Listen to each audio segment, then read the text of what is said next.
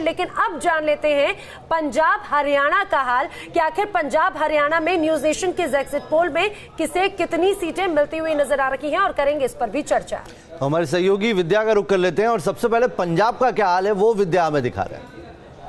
पंजाब का exit poll दिखाते हैं अपने दर्शकों को, और इस पर जाहिर सी बात है कि आप लोग बात भी करेंगे। हमारे साथ तमाम खास मेहमान मौजूद हैं, लेकिन सबसे पहले देखिए एग्जिट पोल के नतीजे क्या हैं। एग्जिट पोल के मुताबिक बीजेपी और अकाली दल गठबंधन को 4 से 6 लोकसभा की सीटें मिलती हुई नजर आ रही।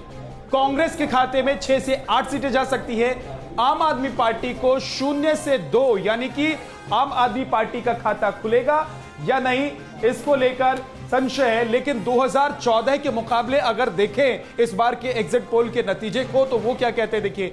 4 से 6, 2014 में बीजेपी और अकाली दल को 6 सीटें मिली थी पंजाब में, कांग्रेस को 3 सीटें मिली थी, यानी कि पंजाब में कांग्रेस को बढ़त मिल रही है। और जैसा कि कैप्टन दावा कर रहे हैं कि भाई प्रदेश में अगर कांग्रेस से अच्छा परफॉर्म नहीं किया तो उसकी जिम्मेदारी मैं ले लूंगा, तो कांग्रेस की स्थिति पंजाब में बेहतर होती भी नजर आ रही है। बहुत ज्यादा बेहतर तो नहीं कह सकते हैं, लेकिन बेहतर जरूर नजर आ रही है। नवीन, शुक्रिया विद्या। तो वाकई स्थिति अगर कहें पूरे देश की बात करें तो पंजाब एक ऐसी जगह है जहां पर कांग्रेस थोड़ी सी बेहतर पोजीशन में दिखाई दे रही है, लेकिन वो कौन से समीकरण हैं यहां पर जो चले हैं और कौन कौन सी सीटें हैं जिस पर सबकी नजर रहने वाली है, इस पर चर्चा भी करेंगे। और ये जो एग्जिट पोल के नतीजे आ रहे हैं इसके पीछे क्या वजह है उनकी भी वजह तलाशेंगे, लेकिन पहले एक रिपोर्ट देख लेते हैं। रिपोर्ट क्या कहती है?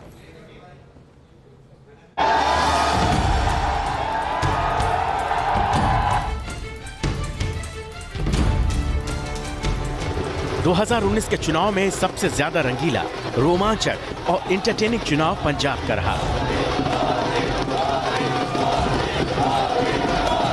पंजाब के चुनाव में राजघराने की धमक थी, बॉलीवुड की चमक थी,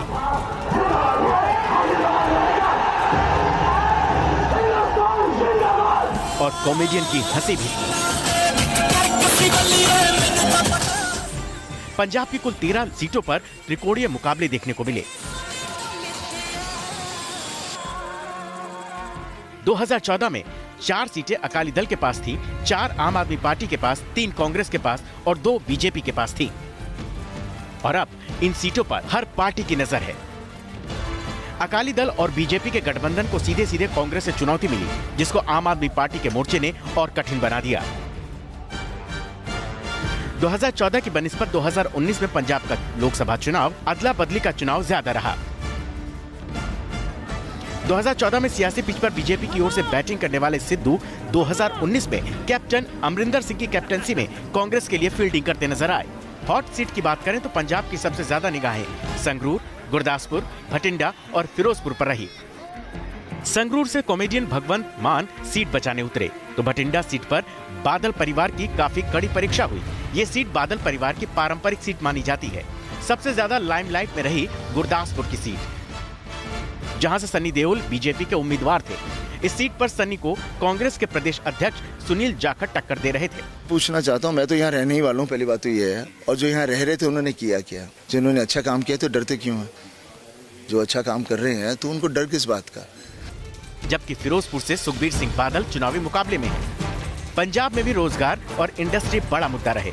रैलियों में नेताओं ने राष्ट्रवाद के नाम पर जमकर वोट मांगे, लेकिन पाकिस्तानी कार्ड कितना चलेगा ये जनता के मूड पर निर्भर करता है।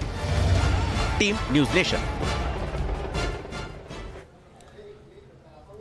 तो चलिए आपको बताते हैं कि इस एग्जिट पोल पर बीजेपी नेता राम माधव अब क्या कह रहे हैं। मैं तो एग्जैक्ट पोल का रिजल्ट तक रुकूंगा 23 का, बट दो एग्जिट पोल जो कह रहे हैं ज़्यादातर तो जो हम कहते आए हैं वही चीज़ को दोहरा रहे हैं। बट एक चीज़ पर मैं और एक बार आग्रह से कहना चाहूँगा कि हम पूरे विश्वास के साथ कह रहे हैं कि बीजेपी अपना 2014 का परफॉर्मेंस को इम्प्रूव करेगी, उससे भी ज़्यादा सीट लेकर आएगी और एक एनडीए के साथियों के साथ मिलकर बहुत ही अच्छा स्टेबल गवर्नमेंट हम दोबारा बनाएंगे। जो मैंडेट हमको मिल रहा है, मोदी जी का लीडरशिप को भी मिल रहा है, जिसको आप प्रेसिडेंशियल फॉर्म भी कहिए, जो भी कहिए, और हमारे 5 साल के परफॉर्मेंस को भी मिल रहा है।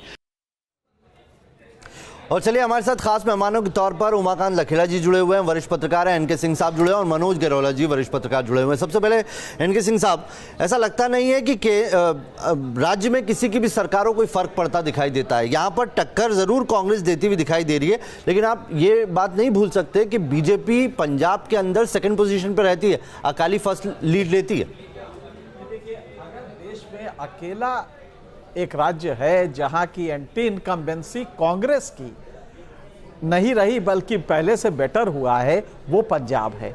और इसमें कोई दो राय नहीं कि आदमी इतना बोल्ड है, वहां का chief minister captain Amarinder Singh, कि वो सीधे कहता है कि हारेंगे तो हमारी जिम्मेदारी, जीतेंगे तो हमारी, वो लोकसभा चुनाव हो, राज्य का चुनाव हो। और ये बोल्डनेस उसकी कहीं ना कहीं पे करती है कि आप देखें पूरे देश में कांग्रेस की 107 सीटें, इस समय 6 राज्यों में कांग्रेस है, 107 सीटें हैं। उसमें जो अभी एग्जिट पोल आए हैं और जिसमें आपका भी है, उसमें से 71 सीटों पे बीजेपी आगे है, मतलब कि बीजेपी जीत रही है। इसका मतलब है कि उन राज्यों की परफॉर्मेंस अच्छी नहीं, उसमें मध्य प्रदेश, राजस्थान, छत्तीसगढ़ सारे हैं।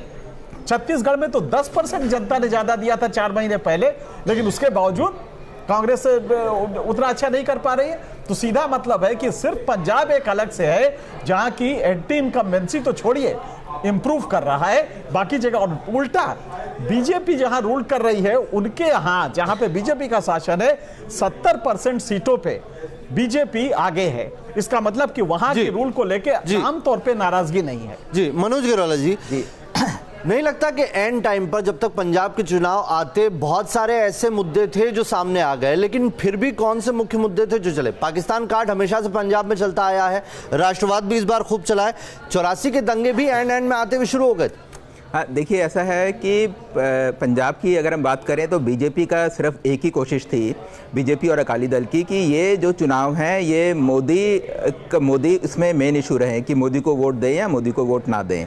तो आप देखेंगे कि चाहे कोई भी उनकी इलेक्शन मीटिंग होती थी तो सब उनमें हर जगह वहाँ जो नेता थे, चाहे वो बादल हों, वो भी सिर्फ मोदी के नाम पर ही वोट मांगते थे। वहीं दूसरी तरफ कांग्रेस की कोशिश ये रहती थी कि ये बादल वर्सेस अमरिंदर सिंह की तरह इसको लिया जाए। तो ये अच्छा, वहाँ एक जो तीसरा फैक्टर और था वो ये था आम आदमी पार्टी। आपने देखा होगा कि आम आदमी पार्टी जो एक फिनोमिना की तरह बन के 2014 में आई थी, वो आम आदमी पार्टी बिल्कुल ही साफ हो गई, मतलब उनकी परफॉर्मेंस काफ़ी कम है।